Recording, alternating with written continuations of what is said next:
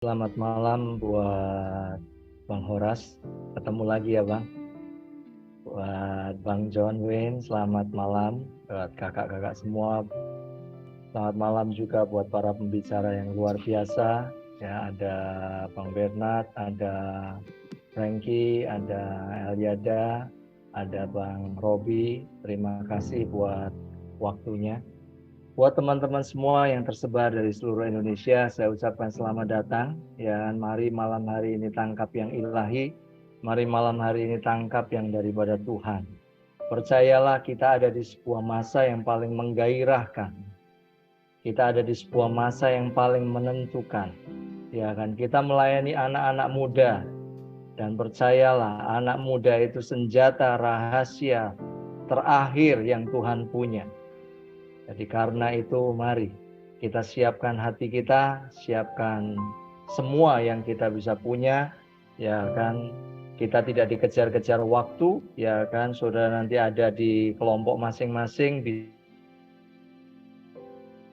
Kalau belum jelas, saudara bisa melakukan follow up dengan para pembicara supaya semuanya, setiap pelayanan anak muda di kota kita masing-masing itu menjadi pelayanan anak muda yang kuat, bertumbuh, berbuah.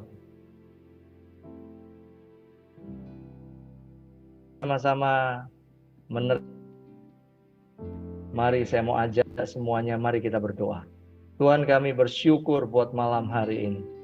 Kami bersyukur buat yang ajaib, yang ilahi, yang sedang Kau ingin kerjakan di tengah-tengah kami. Kami percaya bahwa kami melayani sebuah generasi yang paling ajaib Tuhan, yaitu anak-anak muda yang akan menentukan nasib bangsa demi bangsa Tuhan. Kami percaya Tuhan, bahwa anak muda adalah senjata rahasia yang Kau punya di hari-hari terakhir untuk membawa lawatan kegerakan, baik itu ke sekolah, kampus, bahkan ke pulau-pulau, ke seluruh Indonesia, bahkan bangsa-bangsa. Karena itu malam hari ini persiapkan hati kami, biar kami menangkap yang ajaib, buat kami menangkap yang ilahi. Urapi setiap pembicara yang ada Tuhan. Biar malam hari ini kami minta sekali lagi roh hikmat, roh wahyu dan pengertian yang daripadamu. Ajari setiap kami Tuhan, sehingga kami mengerti kehendak Bapa dan kami bisa menyelesaikan kehendak Bapa di zaman kami. Terima kasih Tuhan buat malam hari ini, terima kasih. Biar segala hormat, pujian, kemuliaan hanya bagi Engkau, Tuhan dan Raja setiap kami. Semua yang diberkati Tuhan, katakan amin. Amin. Yes, puji Tuhan. Terima kasih Bapak Pendeta Budi Adiparta. Langsung saja rekan-rekan semua, kita mau mendengarkan kata sambutan dari Ketua Umum Sinode GKKD, yaitu Bapak Pendeta Horas A.L. Tobing. Kami persilakan waktu dan tempatnya. Terima kasih. Ya, salam. Semua yang diberkati Tuhan, orang muda yang luar biasa. Ya, ada rekan saya, Bang John, juga masih muda kita ya, Bang. Haleluya. Ya, puji Tuhan, masa muda kata lagu di zaman kami itu masa yang ku kenang, masa yang indah saat Tuhan memanggil. Ya, baik, di sini ada saudara-saudara, ya rekan kerja, tapi juga ada yang saya mungkin tepatnya dibilang anak-anak, ya adik-adik juga. Ya, kita bersyukur bahwa malam ini ada satu momen yang indah. Dan ini bukan kebetulan, saya tidak tahu bagaimana panitia merancang, tetapi ini adalah di agenda gereja, ini adalah Minggu Pantekosta, ya, menjelang 10 hari setelah kenaikan Tuhan Yesus. Hari Minggu menjadi hari peringatan Pantekosta.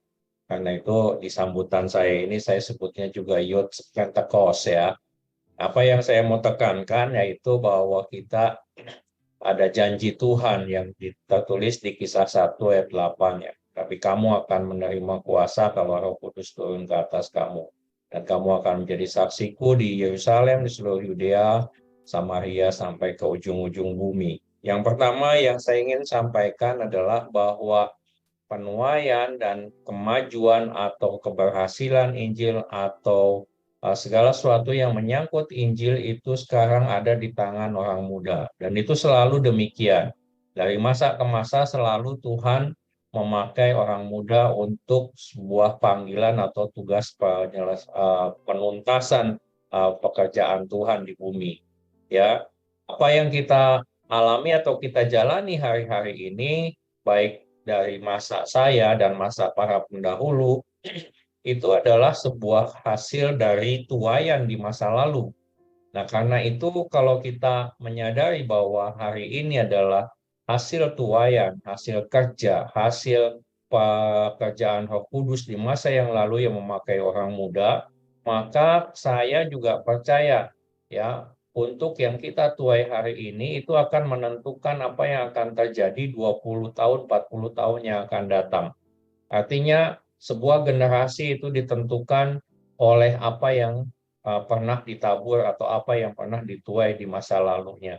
Dan karena itu juga kita percaya bahwa hari-hari ini saudara, adik-adik, anak-anakku ini, kalianlah yang dipercayakan oleh Tuhan ya untuk menjadi penuntas dari apa yang Tuhan katakan, bahwa kedatangan Tuhan itu ditentukan oleh satu kondisi, bahwa Injil Kerajaan harus diberitakan kepada segala bangsa, dan itu sekarang ada di tangan kalian.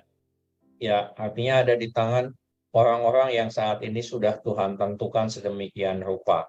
Ya, kemudian yang kedua, kita percaya ya, mungkin di masa kami 40-50 tahun yang lalu ketika mendengar tentang ujung bumi, kami mengartikannya begini, di mana kalian berdiri, di mana kita berdiri saat ini, kalau kita berjalan ke timur, maka kita akan kembali ke tempat kita itu lagi. Dan itu memerlukan sebuah perjalanan atau satu waktu yang panjang untuk mengelilingi bumi, karena harus berjalan ke timur untuk bisa sampai di titik yang sama, di mana kita berdiri saat ini. Tetapi kondisi ini ternyata saat ini tidak begitu lagi pemahamannya, karena ujung bumi sekarang ada di tangan kalian, ada di tangan kita, di segenggam tangan kita, di genggaman tangan kita, yaitu yang ada di alat-alat gadget, handphone, tablet kita. Kita bisa mencapai ujung bumi pada hari ini tanpa harus pergi. Kita tidak perlu pergi ke ujung bumi, ke belahan bumi yang belum kita kenal, yang belum pernah kita injak, ya, tanpa harus datang ke sana. Kita bisa tahu ya apa yang terjadi di belahan bumi yang lain pada waktu yang sama, real time, melalui apa yang ada di tangan kita. Karena itu saya percaya kalian anak-anak muda lebih bisa memahami maksud Tuhan tentang ujung bumi dengan pendekatan atau dengan definisi dari metaverse. Hari ini juga ujung bumi adalah di mana tempat kalian berdiri, di mana tempat kita berdiri. Dan kita benar-benar bisa menjangkau itu. Ya, sesuatu yang bagi kami, bagi saya di masa-masa itu, ketika membayangkan bahwa Tuhan Yesus akan datang di Yerusalem dan seluruh dunia akan melihat kedatangannya, itu tidak terbayangkan bagaimana hal itu bisa terjadi. Tetapi dengan dunia dan teknologi yang saat ini ada, bahkan yang semakin berkembang, teknologi yang semakin hebat, yang bisa membuat orang bisa melihat satu peristiwa di belahan bumi yang jauh, pada waktu yang sama, real time, orang akan menyaksikan satu kejadian yang sama. Dan itu benar-benar hari ini terjadi. Ya, kita menyadari itu bahwa Tuhan benar dikatakan bahwa ketika Dia datang di Yerusalem, maka seluruh dunia akan melihat. Inilah dunia yang Tuhan percayakan pada kalian saat ini, orang-orang muda. Inilah kehormatan dari Tuhan. Inilah kepercayaan dari Tuhan. Inilah tanggung jawab juga tantangan yang Tuhan percayakan. Karena itu ini benar-benar sebuah momentum ya yang saya katakan Youth Pentecost. Inilah Pantekostanya orang muda. Dan itu dijanjikan oleh Tuhan di kitab Yoel 2 ayat 28. Ya, bahwa teruna-terunamu akan mendapat penglihatan-penglihatan. Ini waktunya orang-orang muda bukan hanya bersemangat, tetapi juga meminta dan mengalami kembali pencurahan Roh Kudus yang terjadi pada Pantekosta ketika Petrus dan kawan-kawan diurapi Roh Kudus kemudian dengan berani memberitakan Injil. Hari ini nasib gereja nasib kita, nasib dunia ini benar-benar ada di tangan kalian orang-orang muda yang Tuhan hadirkan dan Tuhan percayakan. Saya bersyukur, saya bangga melihat orang-orang muda yang bergairah, yang punya hati, punya kerinduan. Tapi sekarang mari angkat visi dan alami kembali ya pencurahan Roh Kudus, kuasa yang Tuhan janjikan, pengalaman Pentekos ya menjadi satu hal yang terjadi, menjadi hal yang nyata, suatu realita yang terjadi dan dialami oleh terutama kalian yang saat ini Tuhan percayakan menjadi pemimpin-pemimpin di kalangan muda. Ini waktunya ya bukan hanya di dalam gereja, tetapi lebih dari itu. Saya ingin memberikan sebuah catatan dari satu penelitian yang disampaikan beberapa waktu yang lalu, bahwa hari ini ada remaja non-Kristen, 18 juta orang punya kerinduan, punya keinginan untuk belajar mengenal Yesus. Itulah ladang yang sudah menguning.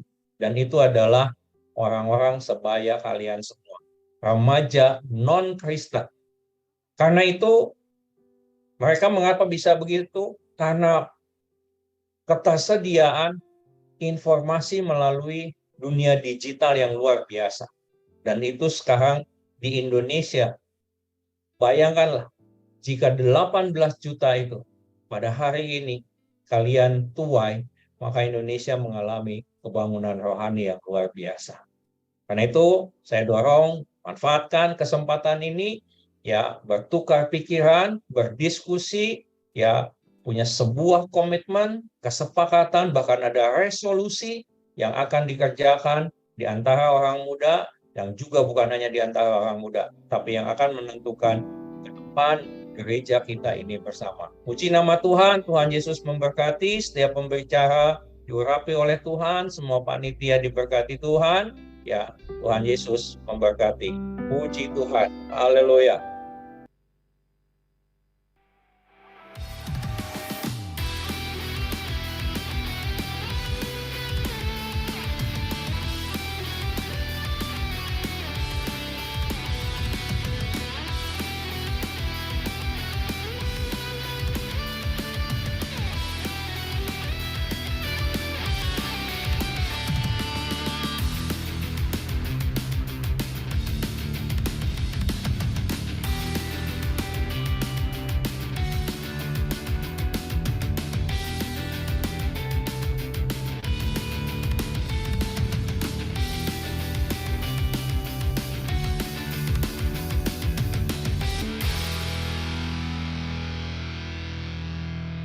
Saya persilakan kepada Bapak Pendeta Robi Tarigan waktu dan tempatnya.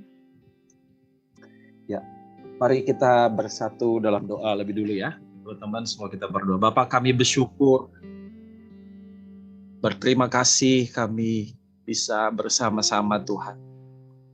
Para pemimpin-pemimpin, para pelayan-pelayan Tuhan di generasi muda saat ini Tuhan. Untuk kami boleh bersama-sama belajar dan mendengar isi hati Tuhan. Apa yang sedang Tuhan ingin nyatakan bagi generasi kami Tuhan. Terima kasih kami masih boleh setia berdiri pada panggilan ini. Tapi kami percaya kami perlu hikmat Tuhan. Kami perlu ditambahkan pengetahuan dan pengenalan akan Engkau lebih lagi. Terlebih lagi buat generasi ini. Mari Tuhan malam hari ini bicara kepada setiap kami. Nyatakan isi hati Engkau. Sehingga kami boleh beroleh bijaksana Tuhan. Beroleh hati yang mengerti untuk bisa melayani generasi ini. Bicaralah Tuhan lebih lagi pada setiap kami. Kami percaya suara-Mu yang kami dengar. Dalam nama Tuhan Yesus, kami berdoa. Haleluya. Amin. Puji Tuhan. Shalom semua. Oke. Ya, selamat malam Pak Ketua Umum Sinode, lalu juga Bang Bernard ya, Ketua Departemen Pemuda, lalu juga Kak Budi, Ketua Bidang Kategorial, dan juga seluruh, ada juga Bang John Wayne ya, lalu juga semua para pemimpin-pemimpin muda ya, baik engkau yang pemimpin maupun yang dipimpin, pelayan-pelayan Tuhan yang ada di seluruh Sinode GKD. Selamat malam. Oke, langsung aja. Dengan cepat, perkenalkan, nama saya Robi Tarigan. Saya di sini hanya pleno, waktunya nggak lama, hanya sekitar 20 menit. Bahkan saya rindu kalau bisa lebih cepat supaya waktu kita lebih banyak nanti di Lokakarya. Saya langsung mau presentasikan apa yang saya rindukan untuk share malam hari ini. Oke, teman-teman, ya. Malam hari ini di pleno ini saya rindu bagikan tentang change, perubahan. Karena temanya atau poin atau judul atau isi dari apa yang hari-hari ini kita dapatkan adalah perubahan. Yang tidak pernah berubah itu hanya Tuhan, bahkan yang tidak pernah berubah itu adalah perubahan itu sendiri ya. Karena perubahan itu selalu berubah sehingga dia tidak pernah dikatakan dia tidak pernah berubah. Perubahan itu tidak pernah berubah karena dia selalu berubah-ubah. Namanya juga perubahan. Nah, teman-teman, kita rindu membangun sebuah pelayanan youth yang kuat. Kita rindu membangun sebuah pelayanan youth yang kuat. Gimana caranya? Nah, maka itu kita rindu belajar malam hari ini. Dan salah satu yang menjadi standing point saya yang paling penting untuk kita belajar hari ini adalah buka hati kita, buka pikiran kita, dan kita mau belajar sama-sama berubah. Karena generasi ini adalah generasi yang cepat sekali berubah. Dan tanpa kita mau berubah, kita akan ditinggalkan oleh generasi ini, dan kita juga akan meninggalkan generasi ini. Saya ambil ayat firman Tuhan dari Lukas 5 ayat 37 ya, sebentar ya. Sorry, kecepatan. Kalau begini, note saya kelihatan ya, teman-teman ya? Enggak kelihatan. Enggak kelihatan ya Bang ya? Oke, ya sip. Ya, jadi Lukas 5 ayat 37 ya. Sorry banget, tadi padahal pembukaannya udah bagus banget ya sebenarnya. Ya, teman-teman. Puji Tuhan, kita mau belajar malam hari ini ya. Lukas 5 ayat yang ke-37. Firman Tuhan bilang begini, demikian juga tidak seorang pun mengisikan anggur yang baru ke dalam kantong kulit yang tua. Karena jika demikian, anggur yang baru itu akan mengoyakkan kantung itu dan anggur itu akan terbuang dan kantung itu pun hancur. Ya, kantong itu pun hancur. Nah, bicara anggur adalah bicara tentang pewahyuan. Bicara tentang anggur adalah bicara tentang nilai-nilai kerajaan Allah gitu ya. Tetapi bicara kantung, bicara tempat penyimpanan. Nah, kadang-kadang yang Tuhan mau nyatakan adalah cara-cara yang baru, dan cara-cara yang baru tidak bisa lagi disimpan di kantung yang lama gitu ya, harus disimpan dengan kantung yang baru. Nah, terakhir ya, teman-teman, saya dengar dari seorang pastor di Instagram bahwa menyambut orang yang pertama kali baru datang ke ibadah itu udah nggak tepat lagi gitu ya. Padahal itu adalah hal yang baru dulu ya. Padahal dulu itu adalah hal yang baru. Seakan-akan itu hal yang paling tepat. Tapi menurut pastor ini di Instagram itu bukan cara yang tepat sebenarnya. Ya, itu bahkan cara yang sebenarnya buat orang yang baru datang ke gereja, itu bahkan membuat mereka jadi malu. Jadi saya mikir lagi, oh iya ya, berarti itu bukan cara yang paling tepat. Yang dulu kita anggap kayaknya, wah itu keren banget, itu tepat banget. Kayaknya sekarang bahkan perlu dievaluasi lagi ulang gitu ya. Walaupun saya masih antara iya atau tidak di sini. Tapi akhirnya itu pun dibuat kayaknya seakan-akan itu bukan hal yang paling tepat. Hal yang paling tepat dia bilang adalah mungkin kita perlu tim setelah ibadah untuk menghampiri orang baru, lalu bawa mereka ke satu ruangan khusus untuk kita ajak mereka fellowship, makan, ngobrol sebentar, lalu doakan mungkin sekitar 15-20 menit. Ya. Nah, teman-teman, di pelayanan youth, di pelayanan muda, mungkin kita akan temukan beberapa pertanyaan-pertanyaan mereka gitu ya. Pertanyaan-pertanyaan mereka yang kayaknya kok nggak rohani sekali ya gitu ya. Pertanyaan mereka tuh kayaknya kok nggak kayak sungguh-sungguh banget kayak zaman gua dulu sih gitu ya. Kayak nggak sungguh-sungguh zaman saya dulu ya. Bahkan mereka tanya, Bang, kenapa sih gitar sama drum gereja jelek banget gitu ya, kok nggak diganti-ganti? Bahkan mereka sampai nanya begini, Bang, kok khotbahnya di gereja lama banget sih? Nggak menarik lagi. Bahkan baru-baru ini sekitar 3-4 minggu ada seorang jemaat di tempat saya ibadah mengkritik khotbah saya. Rasanya kupingnya panas banget. Tapi itulah generasi sekarang. Mereka ya harus kita belajar terima ya. Harus belajar kita dengerin gitu. Dan mereka juga nanya, Bang, emang kenapa nggak boleh main game? Bang, musiknya kok nggak heboh sih seperti gereja di YouTube sebelah gitu ya. Masa sih nggak boleh pacaran? Nggak gaul banget sih di gereja, misalnya gitu ya. Banyak hal pertanyaan-pertanyaan lain yang hari-hari ini, teman-teman, kita dengarkan dari generasi ini. Dan kita harus belajar nih, bagaimana menyikapi generasi ini. Generasi hari ini berbeda, sangat berbeda, bahkan berbeda jauh dari generasi dulu di tahun 70, 80, 90-an. Dulu zaman bapak saya, ya, zaman bapak saya adalah seorang yang hormat dan kagum sama orang tua. Sekalipun orang tua mereka nggak benar. Sekalipun orang tua mereka brengsek, tapi mereka tetap hormat. Papa saya tuh hormat sekali dengan kakek saya. Walaupun saya banyak dengar cerita bahwa kakek saya seorang yang tidak benar, tetapi sangat hormat, sangat respect. Hormatnya tinggi sekali karena itu yang memang dia dapat dari generasinya, nilai-nilai yang dia dapat. Sampai papa saya nggak punya foto kakek saya, dia nggak bayangin wajahnya, dia suruh orang untuk melukis, dia lukis, dia taruh lukisannya di rumah saya. Waktu saya masih SMA saya ingat, dan dia bangga sekali sama lukisan kakek saya yang dia masih ngebayang-bayang benar nggak ini, karena udah lama meninggal, nggak ada fotonya, disuruh orang untuk melukis. Nah, itu zaman bapak saya. Zaman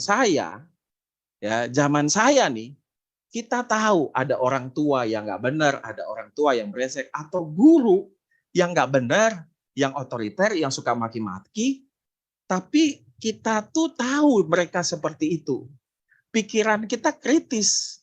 Beda sama bapak saya, sekalipun mereka tahu orang tuanya nggak benar, mereka tetap respect. Tapi di zaman saya, kita nggak respect sama guru yang nggak benar. Kita nggak respect sama orang tua yang nggak benar.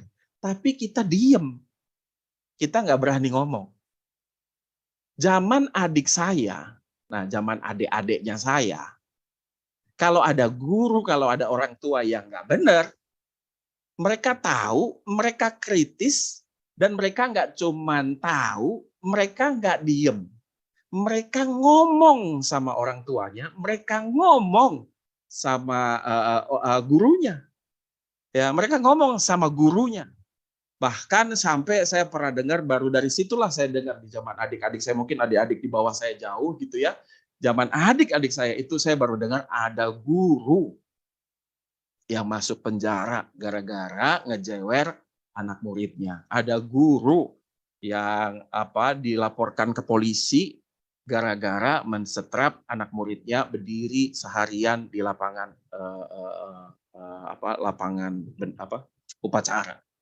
Di zaman anak saya, saya ini sekedar info, termasuk yang telat nikah dan telat punya pasangan hidup ya. Jadi teman-teman ngerti lah ya.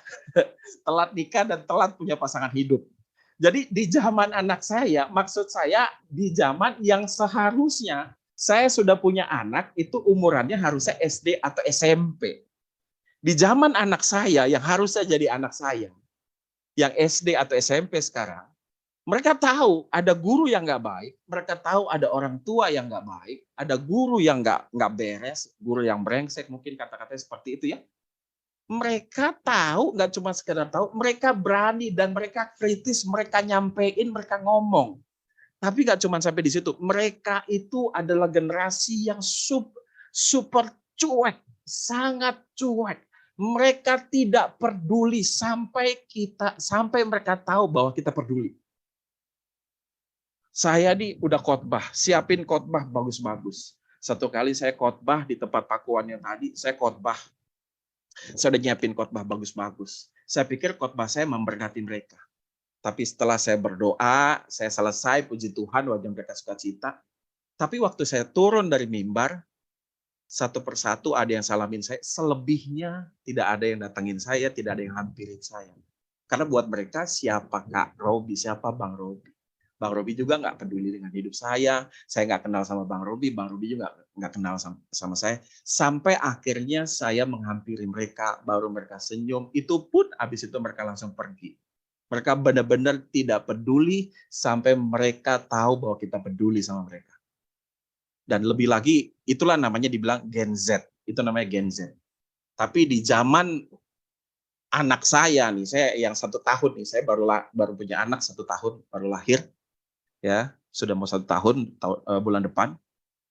Zaman anak saya nanti namanya disebut generasi alpha. Mereka akan menjadi generasi yang akan super kritis, super kreatif, dan serba super dengan zamannya. Zamannya udah beda banget, udah nggak sama lagi.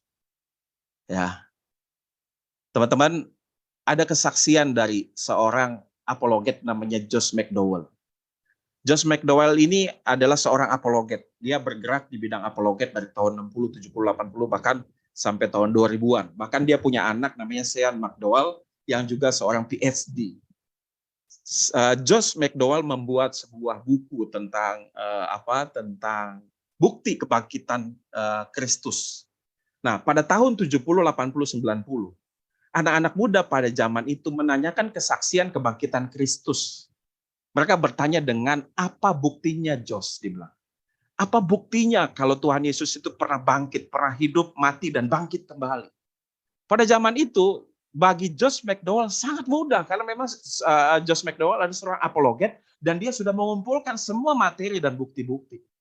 Tapi hari ini, yang ditemukan sama Josh McDowell, tapi di generasi zaman 2000-an ke atas, generasi ini, mereka tidak peduli dengan bukti. Mereka berkata sama Josh McDowell, apa hakmu bisa membuat klaimmu sebagai kebenaran? Kami juga punya kebenaran. Kami sendiri, walaupun kami juga punya kebenaran kami sendiri. Walaupun mereka nggak punya bukti. Ya, walaupun mereka nggak punya bukti tentang kebenaran mereka. Tapi Josh McDowell ini dikatakan, hakmu apa? Ya, bahkan Josh McDowell ini dibilang, kamu seorang bigot, kamu munafik, kamu fanatik, kamu memaksakan kepercayaanmu kepada kami yang tidak tertarik dengan kepercayaanmu. Padahal Josh McDowell sudah menyatakan tentang bukti-bukti kebangkitan Kristus. Bahwa Kristus itu pernah hidup, mati, dan bangkit kembali. Bahkan apa yang kamu percaya itu gak benar. Ini loh yang benar. Tetapi buat anak muda zaman sekarang, dia temukan. Ya, di generasi sekarang dia bilang bahkan anak-anak muda itu nggak peduli apa yang kita anggap benar dan memang kebenaran. Mereka punya kebenaran mereka sendiri. Dan bagaimana caranya supaya kebenaran yang memang kita benar-benar punya, supaya mereka tertarik percaya kepada kebenaran yang memang kita punya adalah kebenaran. Itu yang menjadi pergumulan kita sekarang. Ya, itu yang menjadi pergumulan kita sekarang. Nah, maka itu teman-teman, kita perlu belajar untuk berubah lebih lagi.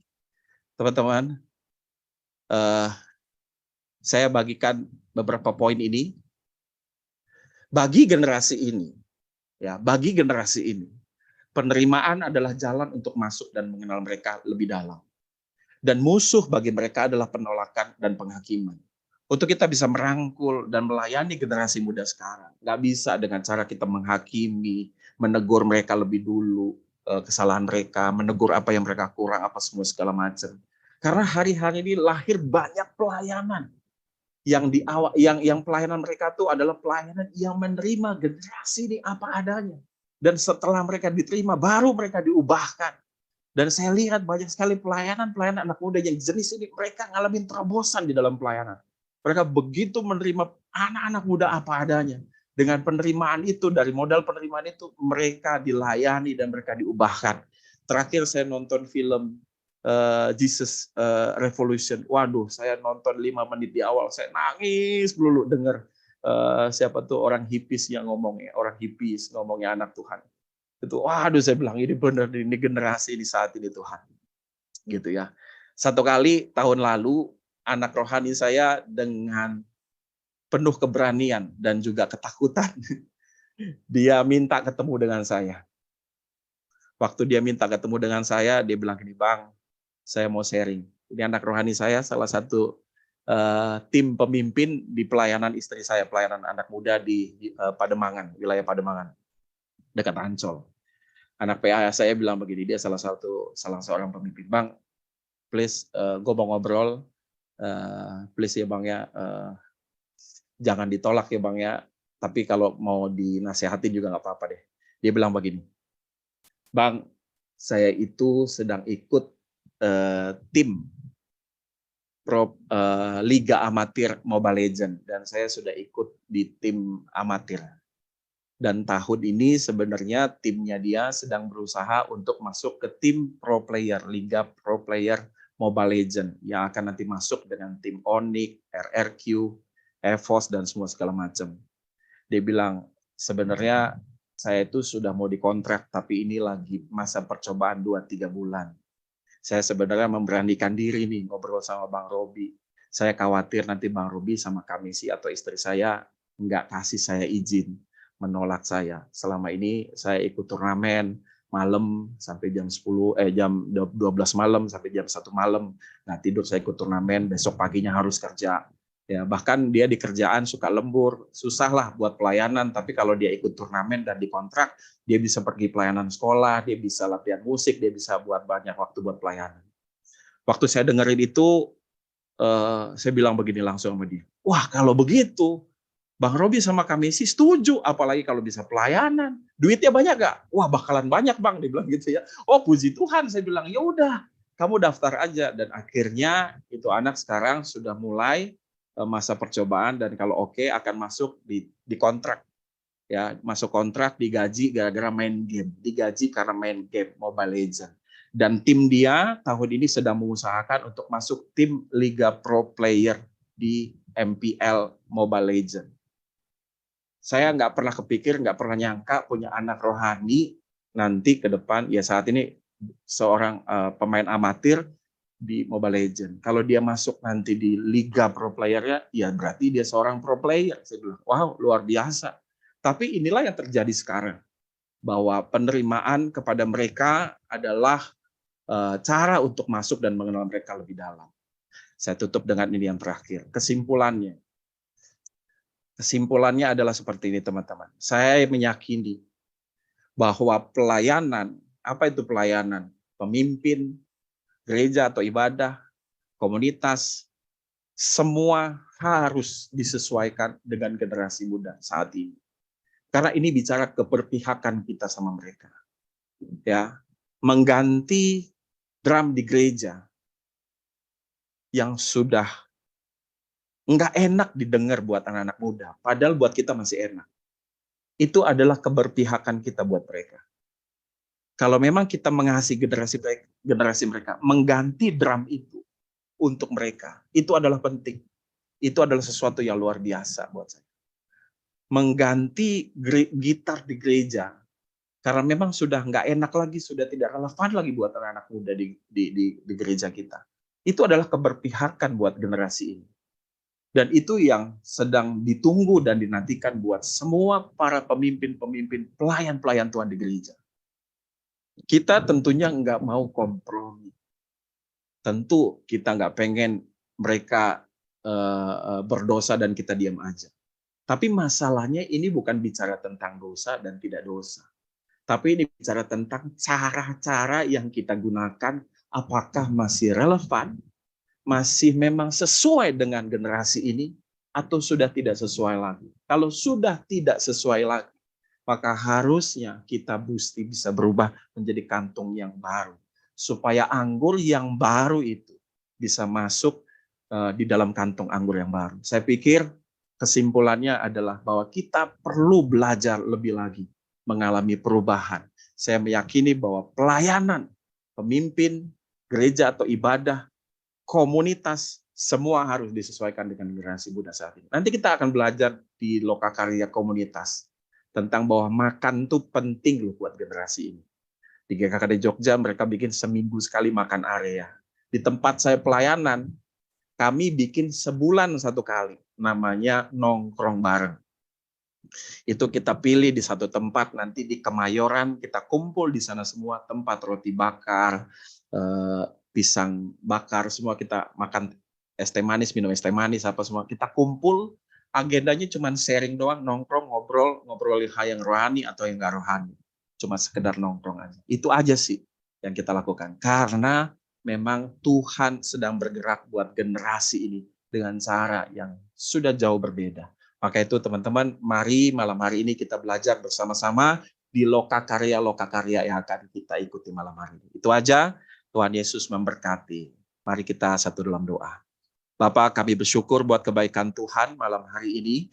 Kami berdoa Tuhan, biar apa yang kami boleh terima malam hari ini bisa menjadi batu lompatan untuk kami boleh benar-benar mengalami terobosan Tuhan di pelayanan generasi ini Tuhan, di gereja lokal kami, di tempat kami pelayanan komunitas-komunitas setiap kami. Terima kasih Bapak, kami siap untuk masuk ke Loka Karya, dalam nama Tuhan Yesus kami berdoa. Haleluya, amin.